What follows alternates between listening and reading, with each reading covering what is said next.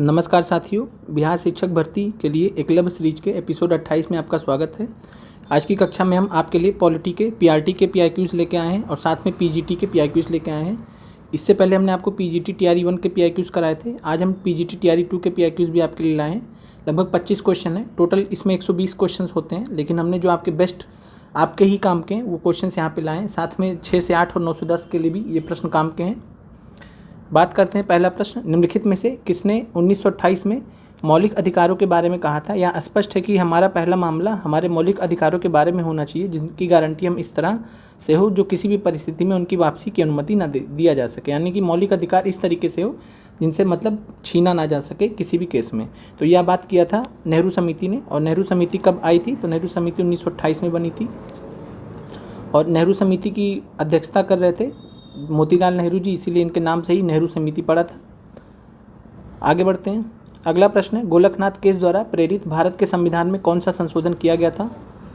तो गोलकनाथ केस द्वारा प्रेरित भारत के संविधान में 24वां संशोधन किया गया था। 24वें संशोधन द्वारा कुछ परिवर्तन किए गए थे और गोलकनाथ केस जो है 24वें संविधान संशोधन अधिनियम से संबंधित था। अगला प्रश्न है, भारत के किसी राज्य में धन विधेयक पेश किया जा सकता है?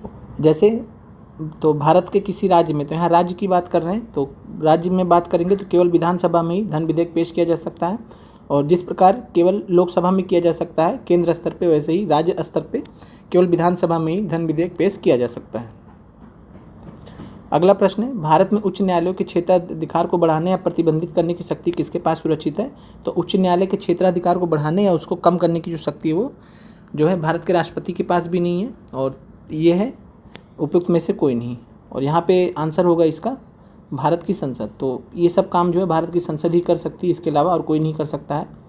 और यहाँ पे चूंकि गलती से मार्क हो गया था तो इसलिए हमने इनको हटा दिया था ऑप्शन से ही। तो भारत के उच्च न्यायालय को क्षेत्राधिकार को बढ़ाने या प्रतिबंधित करने की शक्ति, ध्यान रखिएगा, भारत की संसद के पास में। आगे बढ़ते हैं। भारत के संविधान में कितनी अनुसूचियाँ? तो आपको बहुत अच्छे से पता है कि भारत के संविधान में 12 अनुसूचियाँ। अगर आपसे पूछा जाए 26 जनवरी 1950 को कितनी अनुसूचियाँ थी, तो आप कहेंगे 8 अनुसूचियाँ थी। 9वीं अनुसूची किससे जोड़ी गई है? तो 9वीं अनुसूची जोड़ी गई है पहले संविधान संशोधन अधिनियम 1951 से। दूसरी अनुसूची किससे जोड़ी गई है? तो 10वीं अनुसूची। तो 10वीं अनुसूची जो 52वें संविधान संशोधन अधिनियम 1985 से। फिर 11वीं और 12वीं जो है 73वें और 74वें संविधान संशोधन अधिनियम से जोड़ी गई, ये आपको मालूम है। तो 9वीं अनुसूची, 10वीं अनुसूची, 11वीं और 12वीं, इनको संविधान संशोधन के माध्यम से संविधान में ऐड किया गया है। आगे बढ़ते हैं। भारत में क्षेत्रीय परिषदें निम्नलिखित में से किसके अंतर्गत प्रदान की गई हैं? तो जो क्षेत्रीय परिषदें होती हैं, जोनल काउंसिल्स, ये जो है राज्य पुनर्गठन अधिनियम 1956 के माध्यम से प्रदान की गई हैं। और राज्य पुनर्गठन अधिनियम बनने से पहले फजल अली कमीशन आया था। फजल अली कमीशन के बारे में आप जानते हैं। और फजल अली कमीशन जो है सिफारिश की थी, और उसके बाद फिर राज्य पुनर्गठन अधिनियम आया था, और उसके माध्यम से जो है राज्यों को फिर से पुनर्गठित किया गया था। भारत में यही प्रश्न है कि भारत में भाषाई प्रभाग 1956 के अंतर्गत राज्य और केंद्र शासित प्रदेशों की संख्या कितनी थी? तो 14 और 6। तो 14 राज्य और 6 केंद्र शासित प्रदेशों में बांटा गया था, और इसी के अधीन ही बांटा गया था। जो यहाँ पे राज्य पुनर्गठन अधिनियम है 1956, इसी के तहत ही बांटा गया था। तो 14 और 6, 14 राज्य और 6 केंद्र शासित प्रदेशों में बांटा गया था। फिर आगे चल के जो है और पार्टीशन हुआ है अलग अलग राज्यों का। फिर भारत में नए राज्यों के निर्माण में संविधान में संशोधन की आवश्यकता होगी। तो हमेशा ध्यान रखें, नए राज्यों के निर्माण में जो संविधान में संशोधन की आवश्यकता होती है साधारण बहुमत के साथ। तो साधारण बहुमत के साथ में जो है भारत की संसद, पार्लियामेंट, वो पारित कर सकती है कोई भी संविधान संशोधन जो नए राज्यों के निर्माण से संबंधित होगा। संसद की लोक लेखा समिति के अध्यक्ष की नियुक्ति कौन करता है? तो संसद के लोक लेखा समिति की अध्यक्ष की नियुक्ति करते हैं लोकसभा अध्यक्ष। और इन सब प्रश्नों को हमने इससे पहले 2000 पीआईक्यूज़ में भी अलग अलग सेगमेंट में देखा है। तो अगर आप इन प्रश्नों को और डिटेल में देखना चाहते हैं तो आप छोटे छोटे वीडियोज़ होंगे, तो वहाँ पर आप पीजीटी पॉलिटी के पीआईक्यूज़ हैं, तो आप वहाँ से जाके भी देख सकते हैं। बाकी यहाँ हमने एक साथ में सबको कवर कर लिया। टीआरई 1 और 2 के यहाँ पर हमने पीआईक्यूज़ लिए, पीआरटी के जो इसके बाद आएंगे, एंड पीजीटी के ये पीआईक्यूज़ हैं। आगे बढ़ते हैं। तो लोकसभा अध्यक्ष जो है संसद के लोक लेखा समिति के अध्यक्ष की नियुक्ति करते हैं। अगला प्रश्न है, मैकमोहन रेखा किसके बीच विवाद का विषय है? तो मैकमोहन रेखा भारत और चीन के बीच में विवाद का विषय है। भारत और पाकिस्तान के बीच में आपको पता है कौन सी रेखा है? कमेंट करके बताइए। अगला प्रश्न है, संयुक्त राष्ट्र परमाणु ऊर्जा आयोग की स्थापना कब हुई थी? तो संयुक्त राष्ट्र परमाणु ऊर्जा आयोग की स्थापना हुई थी 1946 में। फिर अगला प्रश्न है, कानून का शासन भारत के संविधान के किस अनुच्छेद में निहित है? तो दिए गए विकल्पों में तो आपको दिख नहीं रहा होगा कानून का शासन, तो आंसर क्या हो जाएगा? उपयुक्त में से कोई नहीं। तो कानून का शासन भारत के किन संविधान अनुच्छेद में निहित है? तो ये अनुच्छेद 14 में है। कानून का शासन अनुच्छेद 14 में है, equality before law and equal protection of law करके। फिर है, पंचायती राज को लागू करने वाला भारत का पहला राज्य कौन सा था? तो पंचायती राज को लागू करने वाला भारत का पहला राज्य था राजस्थान। 1959 में नागौर जिला था, नागौर जिले में सबसे पहले स्टार्ट किया गया था, ध्यान रखिएगा। और इससे पहले कौन सी समिति आई थी? तो बलवंत राय मेहता समिति, बलवंत राय मेहता समिति आई थी। बाकी हम आपको शॉर्ट्स के माध्यम से एक वीडियो जितनी इंपॉर्टेंट समिति हैं उनके बारे में जानकारी दे देंगे। तो बलवंत राय मेहता समिति 1957 में आई थी और उसके बाद फिर पंचायती राज लागू करने वाला भारत का पहला राज्य बना था राजस्थान। फिर जयप्रकाश नारायण किसके समर्थक थे? तो जयप्रकाश नारायण जो है एम एन रॉय के संपर्क में थे काफ़ी समय तक। तो एम एन रॉय सोशलिस्ट थे, कम्युनिस्ट थे, एम एन रॉय कम्युनिस्ट विचारधारा को फॉलो करते थे। तो जो है जयप्रकाश नारायण जो है पार्टी रहित लोकतंत्र का वो समर्थन करते थे, मतलब समर्थक थे एक टाइम पर। और इस प्रश्न का आंसर भी आयोग ने यही माना है, तो कंफ्यूज मत होइएगा, थोड़ा आज़ादी के पहले का पूछा गया है यहाँ पे, तो इस चीज़ को ध्यान रखिएगा। फिर आगे बढ़ते हैं, बंगाल का गवर्नर जनरल भारत का गवर्नर जनरल कब बना था? तो आपको बहुत अच्छे से पता है कि भारत जो बंगाल के गवर्नर जनरल थे वो भारत का गवर्नर जनरल कब बना था? तो बना था 1833 के चार्टर अधिनियम के बाद। और हम बात करें तो बंगाल का गवर्नर जनरल कब बनाया गया था? तो ये 1773 के रेगुलेटिंग एक्ट से। बंगाल के गवर्नर जनरल को कब बनाया गया था? तो 1773 के रेगुलेटिंग एक्ट के माध्यम से। और पहले गवर्नर जनरल थे बंगाल के वारेन हेस्टिंग्स थे। इसके अलावा बात करें तो भारत के पहले गवर्नर जनरल कौन थे? तो भारत के पहले governor general lord William Bentinck थे।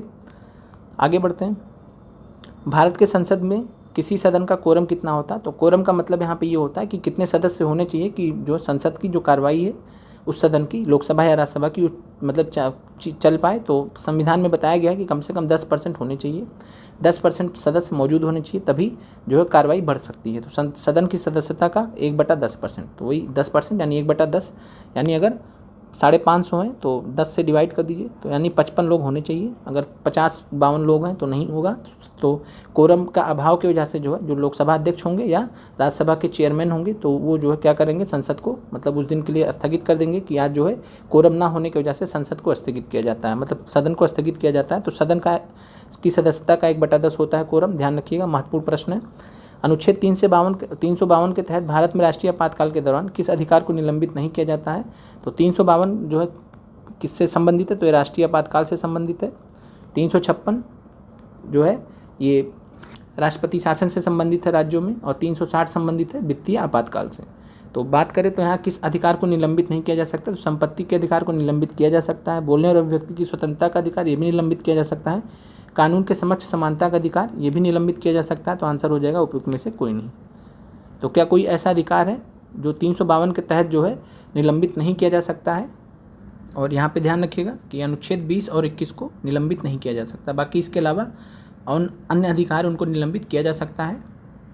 तो 20 और 21 को निलंबित नहीं किया जा सकता, चूँकि यहाँ पे बोलने की अभिव्यक्ति ये जो अधिकार है 19 के अंतर्गत आता है। कानून के समक्ष तो जो है 14 का आ गया, तो ये सब तो निलंबित किए जा सकते हैं, लेकिन कौन से नहीं किए जा सकते? तो 20 और 21 कौन सा है? तो प्राण एवं दैहिक स्वतंत्रता का अधिकार है, तो उसको हम सबसे महत्वपूर्ण मानते हैं, तो इसलिए उसको निलंबित नहीं कर सकते हैं। फिर पिट्स इंडिया अधिनियम किस वर्ष अधिनियमित किया गया था, जिसने भारत में ईस्ट इंडिया कंपनी पर नियंत्रण करने के लिए ब्रिटेन में नियंत्रण बोर्ड की स्थापना का प्रावधान किया था? तो 1784 में पिट्स इंडिया एक्ट आया था, आपने पढ़ा है। 1773 में रेगुलेटिंग एक्ट आया था। रेगुलेटिंग एक्ट ने क्या बनाया था? तो कोर्ट ऑफ डायरेक्टर्स का निर्माण किया था। और फिर नियंत्रण बोर्ड की स्थापना की थी पिट्स इंडिया एक्ट ने, बोर्ड ऑफ कंट्रोल जिसको बोलते हैं। तो बोर्ड ऑफ कंट्रोल की स्थापना की थी या नियंत्रण बोर्ड की स्थापना की थी पिट्स इंडिया एक्ट ने, और कोर्ट ऑफ डायरेक्टर्स की स्थापना की थी रेगुलेटिंग एक्ट ने।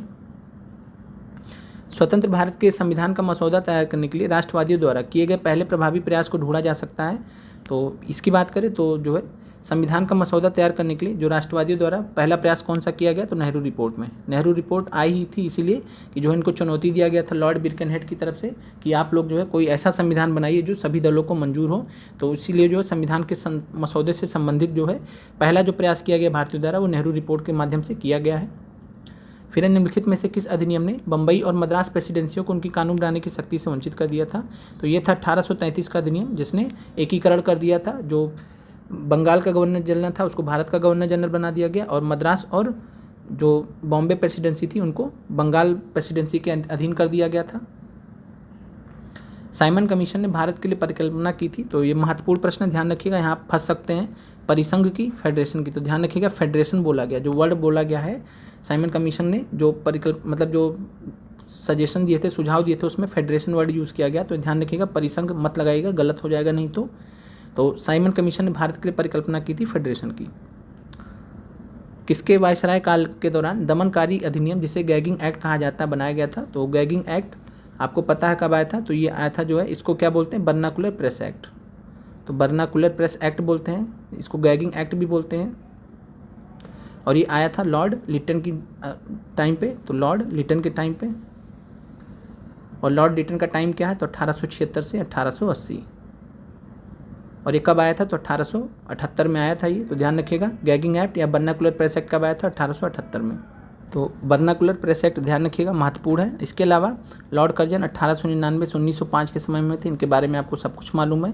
लॉर्ड रिपन 1880 से 1884 के बीच में थे। इनके टाइम से दो चीज़ याद रखिएगा, स्थानीय सुशासन के जनक माने जाते हैं, स्थानीय सुशासन के जनक माने जाते हैं।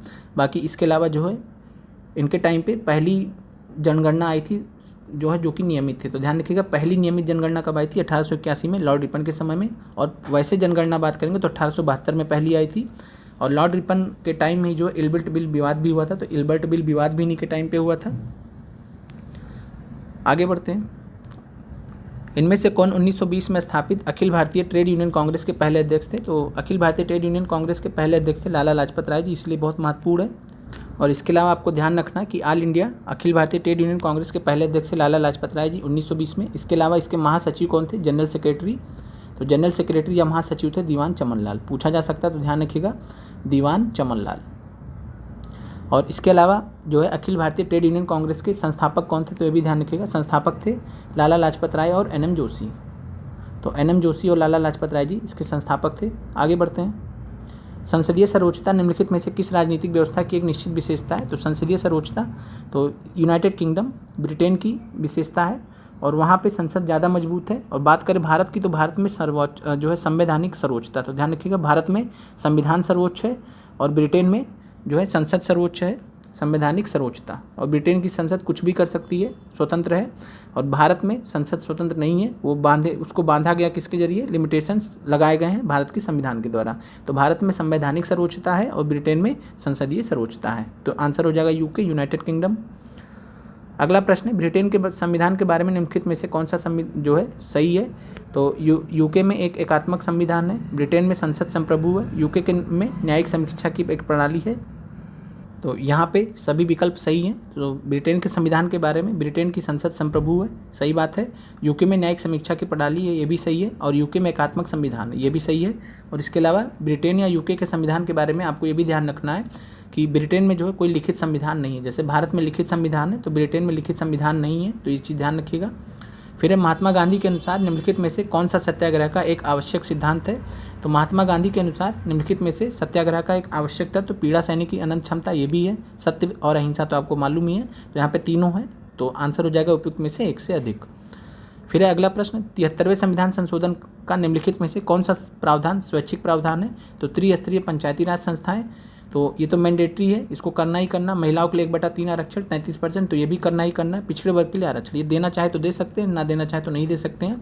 तो स्वैच्छिक प्रावधान का मतलब ऐसा होता है कि जो मतलब सरकार के ऊपर है, अगर वो देना चाहे तो दे सकती, नहीं देना चाहे तो नहीं दे सकती। स्वैच्छिक है, स्वेच्छानुसार है, इच्छानुसार है। तो पिछड़े वर्गों के लिए आरक्षण ये संविधान द्वारा कंपलसरी नहीं किया गया, बाकी ये दोनों चीज़ें कंपलसरी हैं। अगले प्रश्न पे आते हैं, नाबार्ड के अध्यक्ष हैं, तो नाबार्ड के अध्यक्ष हैं साजी केवी। तो ध्यान रखिएगा, ये पूछा गया था करंट अफेयर में, लेकिन फिर भी दोबारा भी पूछा जा सकता है, अभी भी यही है। तो नाबार्ड के जो वर्तमान अध्यक्ष भी साजी केवी है। और ये TRE 2 के प्रश्न आप देख रहे हैं। आगे बढ़ते हैं, और यहाँ पे वो ONGC के जो अध्यक्ष हैं, दिए गए विकल्प में से कोई नहीं है, तो आंसर यहाँ पे उपयुक्त में से कोई नहीं था। और अरुण कुमार सिंह है, तो ध्यान रखिएगा अरुण कुमार सिंह ONGC के अध्यक्ष हैं। और दोबारा भी ये सब प्रश्न पूछे जा सकते हैं। अगले प्रश्न पे आते हैं, इटली की प्रधानमंत्री हैं, तो बीच में नहीं थी, लेकिन अब फिर से इटली की प्रधानमंत्री जॉर्जिया मेलोनी ही है। तो ध्यान रखिएगा इटली की प्रधानमंत्री जॉर्जिया मेलोनी ही है। और इनके बारे में ध्यान रखिएगा, 2022 से ये इटली की प्रधानमंत्री हैं अभी तक। और इसके अलावा इन्होंने G7 की बैठक हुई थी, तो G7 की बैठक में इन्होंने भारत के प्रधानमंत्री जी को आमंत्रित भी किया था। अगले प्रश्न पे आते हैं, मध्याह्न भोजन योजना का नया नाम क्या है? तो मध्याह्न भोजन योजना को पीएम पोषण योजना के नाम से जानते हैं, तो ध्यान रखिएगा, महत्वपूर्ण है ये। और इसको जो है पीएम पोषण योजना को ध्यान रखिएगा, 2021 में इसका नाम चेंज किया गया था। पहले मध्याह्न भोजन योजना तो जो 1995 में आई थी, 15 अगस्त 1995 में, और इसको जो है 2021 में, तो वर्ष भी ध्यान रखिएगा, ये आपसे पूछा जा सकता है। तो 2021 में पीएम पोषण योजना इसका नाम बदल के कर दिया गया था। फिर जल जीवन मिशन की सकल बजट राशि क्या है? तो जब प्रश्न पूछा गया था तो 70,000 करोड़ था। आगे बढ़ते हैं। फिर क्लस्टर आधारित गाँव के विकास की योजना का नाम क्या है? तो क्लस्टर आधारित गाँव के विकास की योजना का नाम है doctor Shyama Prasad Mukherjee urban mission.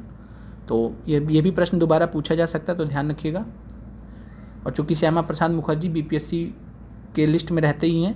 फिर निम्नलिखित में से भारत की स्वतंत्रता के प्रति मुस्लिम लीग के दृष्टिकोण के बारे में कौन सा सही है? तो इसने क्रिप्स मिशन 1942 का प्रस्ताव का इस आधार पर अस्वीकार किया था कि जो है उनकी पाकिस्तान की मांग को स्वीकार नहीं किया गया, तो ये बात सही है। इसने बेबल योजना 1945 को अस्वीकृत किया था क्योंकि उनकी स्वतंत्र पाकिस्तान की मांग को कमज़ोर कर सकती थी, ये भी ठीक है। और इन्होंने जो है कैबिनेट मिशन प्रस्ताव को अस्वीकार किया था और 1946 में सीधी कार्रवाई का सहारा लिया था। तो आपको हमने बताया था 16 अगस्त 1946 को जो है मुस्लिम लीग ने सीधी कार्रवाई का सहारा लिया था। तो आंसर उपयुक्त में से एक से अधिक। अगले प्रश्न पे आते हैं, कौन सा भारत में मूल अधिकारों के बारे में सही है? तो मूल अधिकार आपको पता है कि संविधान के भाग 3 में आर्टिकल 12 से 35, अनुच्छेद 12 से 35 के बीच में मूल अधिकारों को रखा गया है। वे संवैधानिक सर्वोच्चता तथा विधायिका की सत्ता के मध्य संतुलन की अद्वितीय घोषणा है। तो ये बात सही है, यानी संविधान की सर्वोच्चता और विधायिका की सत्ता के मध्य संतुलन की अद्वितीय घोषणा है। इसको आप कैसे समझेंगे कि संविधान में जो बातें बताई गई हैं और विधायिका, तो विधायिका जो भारत की संसद है वो ऐसा कुछ नहीं कर सकती है जो, यानी जो चीज़ें मूलभूत अधिकारों के खिलाफ जाएंगी उनमें वो चीज़ें वो नहीं कर सकते। अगर वो ऐसा कुछ करेंगे तो संविधान उनको रोक देगा। तो संविधान और विधायिका के बीच में एक बैलेंस के रूप में काम करता है। वे लोगों के अधिकारों तथा देश की सुरक्षा के मध्य संतुलन का निर्माण करते हैं, तो ये भी बात सही है। वे न केवल राजनीतिक तथा कानूनी समानता बल्कि सामाजिक समानता का भी निर्णय करते हैं, तो ये भी तीनों स्टेटमेंट यहाँ पे सही है। तो आंसर हो जाएगा उपयुक्त में से एक से अधिक। आगे बढ़ते हैं। अपराधों की दोष सिद्धि के संबंध में भारतवर्ष के अंतर्गत निम्नलिखित में से कौन सा कथन सही है? तो अपराधों की दोष सिद्धि के संबंध का जो आर्टिकल है, अनुच्छेद है, अनुच्छेद 20 में अपराधों की दोष सिद्धि से संबंध कुछ प्रावधान दिए गए हैं और वहीं से प्रश्न पूछा गया है। भारत के संविधान में दोहरे दंड का प्रावधान नहीं पाया जाता है, तो ये बात सही है। दोहरा दंड नहीं दिया जा सकता है किसी को भी, किसी एक गुनाह के लिए।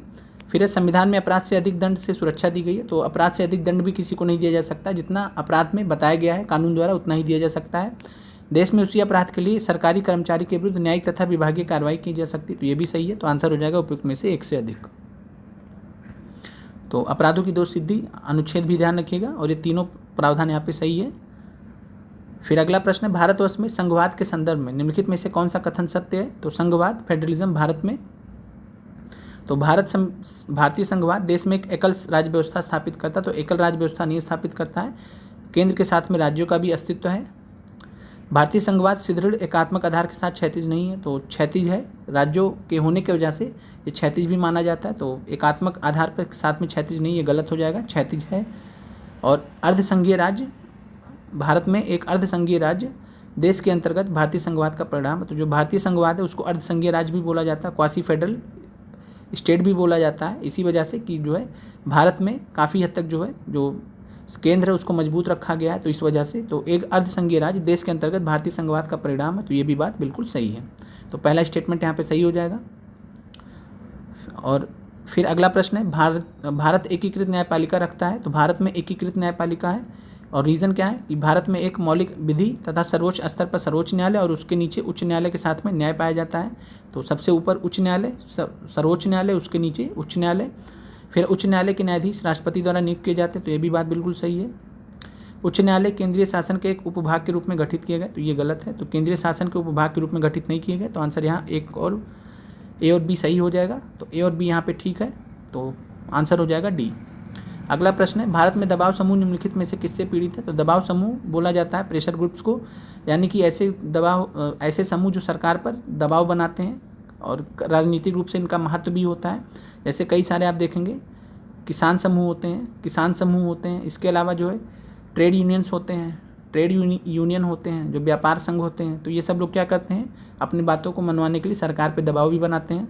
लेबर यूनियन होते हैं, तो ये सब चीज़ें हैं, तो ये सब लोग क्या कहलाते हैं, दबाव समूह कहलाते हैं। तो इसमें पूछ रहा है कि भारत में किससे पीड़ित है, संस्कृतिवाद से, तो संस्कृतिवाद से पीड़ित है। विचारधारा की प्रतिबद्धता की कमी से, ये भी बात बिल्कुल ठीक है। देश की राजनीति में स्वायत्त भूमिका की कमी से, तो इनकी देश की राजनीति में स्वायत्त भूमिका नहीं है, जो है या तो सरकार के पक्ष में पाए जाते हैं या तो सरकार के विरोध में पाए जाते हैं, मतलब एक बैलेंस नहीं है कहने का मतलब। तो इसीलिए यहाँ पे तीनों विकल्प सही माना गया आयोग द्वारा, तो आंसर हो जाएगा उपयुक्त में से एक से अधिक। फिर है चुप रहने की स्वतंत्रता भारत में किस प्रकार का अधिकार है, तो चुप रहने की स्वतंत्रता भारत में जो है मौलिक अधिकार के अंतर्गत आता है, तो आंसर हो जाएगा मूल अधिकार। तो मूल अधिकार, चुप रहने की स्वतंत्रता, ध्यान रखिएगा, बढ़िया प्रश्न था। तो चुप रहने की स्वतंत्रता भी भारत में है। आगे बढ़ते हैं, प्रश्न है और इसको मैच करना संविधान के अनुच्छेद के साथ में।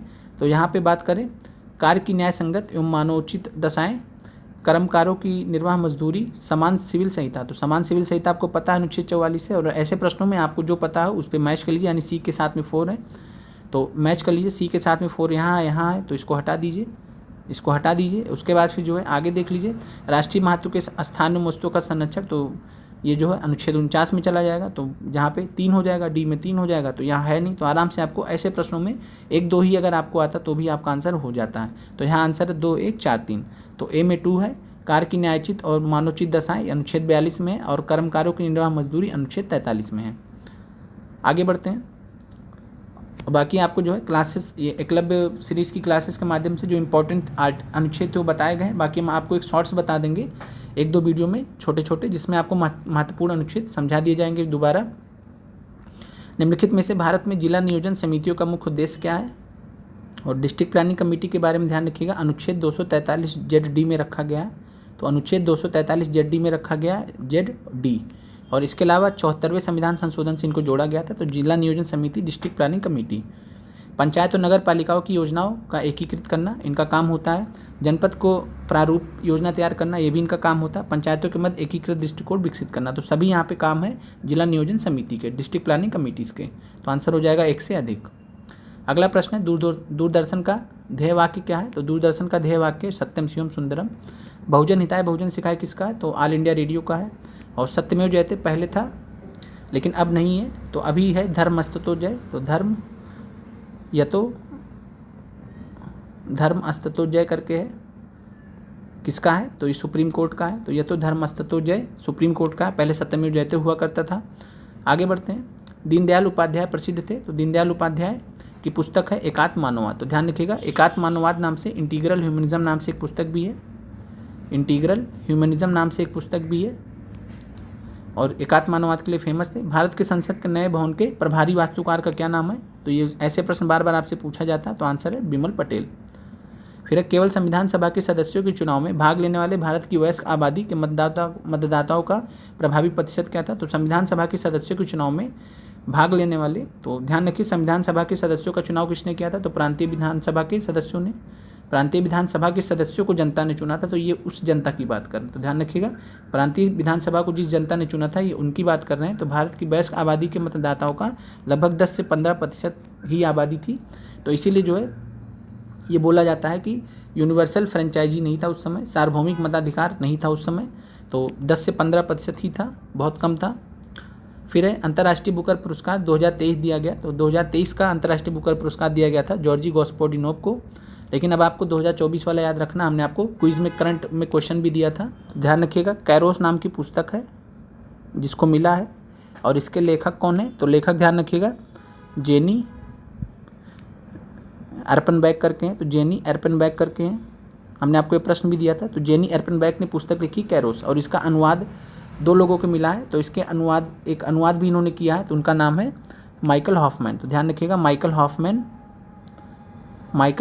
अब जैसा ऑप्शन दिया है विकल्प में, तो जेनी एर्पेनबैक की पुस्तक है कैरोस, और इनके द्वारा लिखी गई है, और इस पुस्तक का अनुवाद किया गया है, ट्रांसलेट किया गया माइकल हॉफमैन के द्वारा। तो ध्यान रखिएगा माइकल हॉफमैन भी दिया जा सकता है आपको, और जेनी एर्पेनबैक भी दिया जा सकता है, दोनों दिए जा सकते हैं। तो दोनों लोग को कैरोस पुस्तक के लिए 2024 का अंतर्राष्ट्रीय बुकर पुरस्कार मिला है, महत्वपूर्ण है, ध्यान रखिएगा।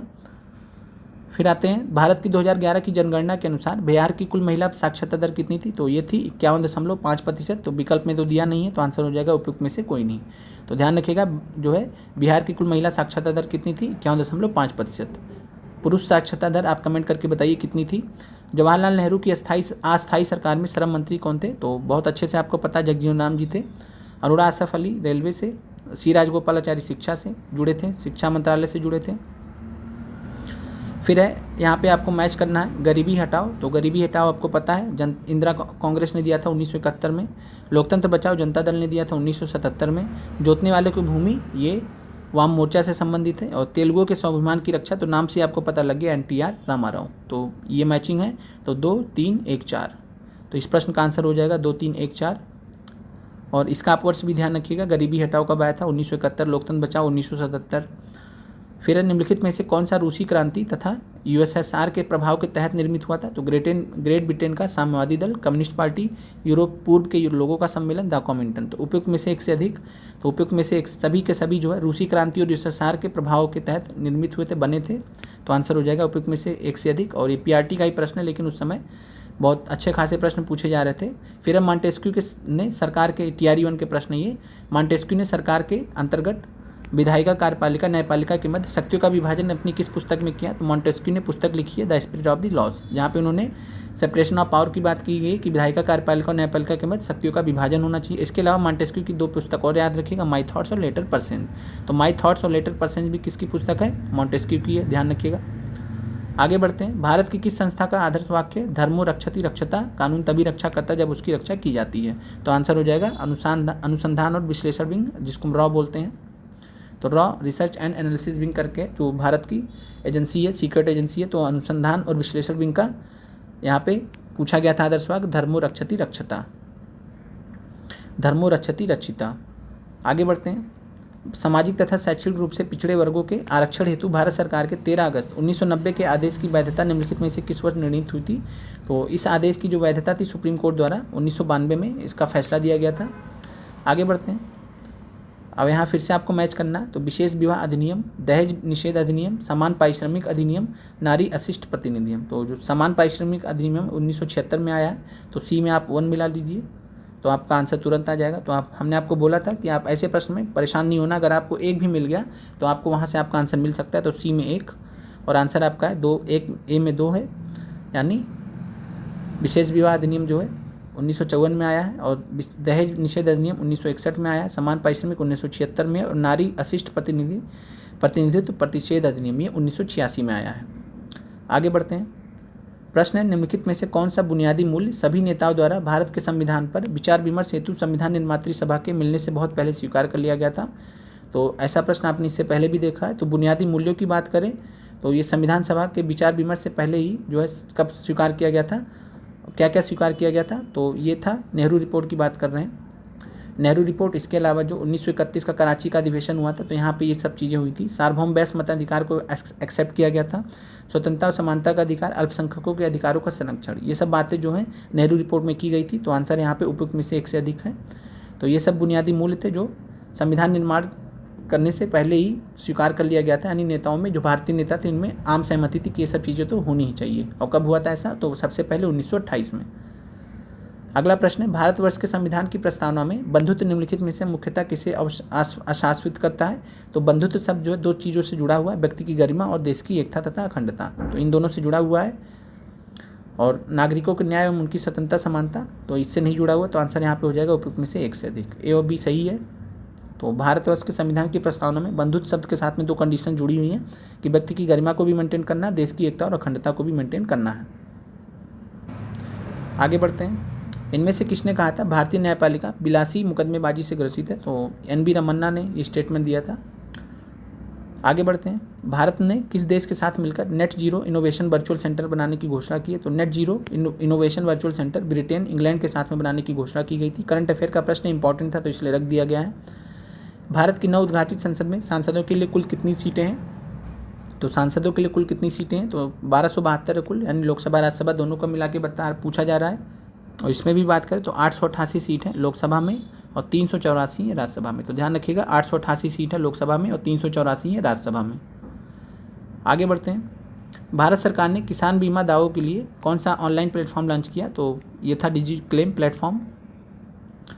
फिर नासा के मून टू मार्स प्रोग्राम के प्रमुख के रूप में किन्हें नियुक्त किया गया था? तो moon to Mars programme Amit Kshatriya को नियुक्त किया गया था प्रमुख के रूप में। करंट अफेयर्स के क्वेश्चन थे। फिर एक बिहार का करंट अफेयर्स पूछा गया था। बिहार मद्य निषेध और उत्पाद शुल्क संशोधन अधिनियम 2022 के अनुसार शराब की ढुलाई करने वाले वाहनों को छोड़ने तथा जुर्माने के रूप में उनकी बीमित राशि का कितना प्रतिशत देना होगा? तो 30, 50, 10, तो 10% है। और ऐसे प्रश्नों में आप थोड़ा लॉजिक भी लगा सकते हैं कि बीमित राशि का अगर मान लीजिए किसी ने जो गलती किया तो उसको जो है क्या 50% ले लेंगे? तो ऐसा तो हो ही नहीं सकता। बीमित राशि का 30% भी बहुत ज़्यादा हो जाएगा, 10% बहुत है। तो इस हिसाब से भी ऐसे प्रश्नों को देखा जाता है। और चूंकि ऐसे प्रश्नों का कोई स्रोत नहीं होता, कहाँ से पूछे जाते हैं। फिर है बिहार उद्योग विभाग द्वारा जारी की गई औद्योगिक विकास रैंकिंग, इंडस्ट्रियल डेवलपमेंट रैंकिंग 2022 में किस जिले ने सर्वोच्च स्थान प्राप्त किया था? तो सीवान जिले ने प्राप्त किया। तो ये पहली बार ये रैंकिंग जारी की गई थी, उसके बाद से भी जारी नहीं की गई है। तो यही है लेटेस्ट, तो ध्यान रखिएगा, दोबारा पूछ ले हो सकता है। मौलिक अधिकारों को लागू करने के लिए न्यायालय निम्नलिखित में से किसे जारी कर सकता है? तो मौलिक अधिकारों को लागू करने के लिए रिट को जारी किया जाता है। 5 प्रकार के रिट जो है जारी किए जा सकते हैं सुप्रीम कोर्ट द्वारा अनुच्छेद 32 के तहत और हाई कोर्ट द्वारा 226 के तहत। और जिसमें सबसे महत्वपूर्ण है हेबियस कॉर्पस, मैंडमस करके 5 रिट हैं जो आपको कई बार बताए भी गए क्लासेस में। निम्नलिखित में से कौन सा देश नाटो का सदस्य है? तो नाटो के सदस्य यहाँ पे सभी लोग हैं, बेल्जियम भी है, कनाडा भी है, डेनमार्क भी है। तो सभी यहाँ पे नाटो के सदस्य हैं। और नाटो का फुल फॉर्म क्या है? तो नाटो का फुल फॉर्म है नॉर्थ अटलांटिक ट्रीटी ऑर्गेनाइजेशन। 1949 में इसकी स्थापना हुई थी और इसका हेडक्वार्टर है ब्रुसेल्स में। तो ब्रुसेल्स, बेल्जियम के ब्रुसेल्स में इसका हेडक्वार्टर है। इसके अलावा जो है आपको लेटेस्ट सदस्य ध्यान रखना, 32वां सदस्य इसका कौन है? स्वीडन है। और 32वां सदस्य स्वीडन मार्च 2024 में जुड़ा है, तो ध्यान रखिएगा। 31वां था फिनलैंड, जिसके बारे में तैयारी में प्रश्न पूछा गया था, तो इसलिए 32वें सदस्य से भी पूछा जा सकता है। और बेल्जियम, कनाडा, डेनमार्क ये जो है संस्थापक सदस्य देश में भी आते हैं। आगे बढ़ते हैं। कथन एक पृथ्वी एक परिवार एक भविष्य किसके साथ संबंध है? तो एक पृथ्वी एक परिवार और एक विश्व जो है, एक भविष्य जो है, ये किसके साथ संबंधित है? तो ये संबंधित था G20 के साथ में। और हमने आपको करंट अफेयर्स की जो है कुछ शुरू में बहुत पहले क्लासेस ली थी, तो हम उसको जो है एकलव्य सीरीज में डाल देंगे, आप वहाँ से देख लीजिएगा। और हमने वहाँ पे जो जितने भी इंपॉर्टेंट चीज़ें हैं उसके बारे में हमने बात किया है, जैसे भारत की पार्लियामेंट और जो इंपॉर्टेंट चीज़ें हैं करंट अफेयर से रिलेटेड, जैसे PRT में बहुत पहले का भी पूछ लेता है, तो वो सब चीज़ें हमने, तो 1-2 क्लास है आप उनको देख लीजिएगा, वहाँ से आपको कुछ हेल्प मिल जाएगा अगर प्रश्न पीछे से रिपीट किया जाता है। क्वाड के कथन में कौन सा कथन सही है? तो क्वाड को जो है क्वाड्रिलेटरल सिक्योरिटी डायलॉग बोलते हैं, इसका पूरा नाम है क्वाड्रिलेटरल सिक्योरिटी डायलॉग, इसी को क्वाड बोला जाता है शॉर्ट में। तो क्वाड जो है 4 देशों का बना है, भारत, अमेरिका, जापान और ऑस्ट्रेलिया। उत्पत्ति 2004 में हुई है और समुद्री सहयोग बढ़ाने का इरादा रहता है इनका, तो उपयुक्त में से एक से अधिक सभी कथन यहाँ पे सही हैं। तो ये आपका आखिरी प्रश्न था। बाकी इसके अलावा हम आपको PRT का TRE1, TRE2, TRE3 पूरा TRE3 तक का पूरा संपूर्ण पेपर एक साथ कंपाइल करके दे देंगे, जिससे आपका रिवीजन भी हो जाएगा और लास्ट टाइम के लिए आपको उन क्वेश्चंस को ध्यान भी रखना होगा। और इसमें हम इस पेपर में हमने TRE3 का पॉलिटी का नहीं लिया है, तो उसको हम उसमें ही कवर कर लेंगे।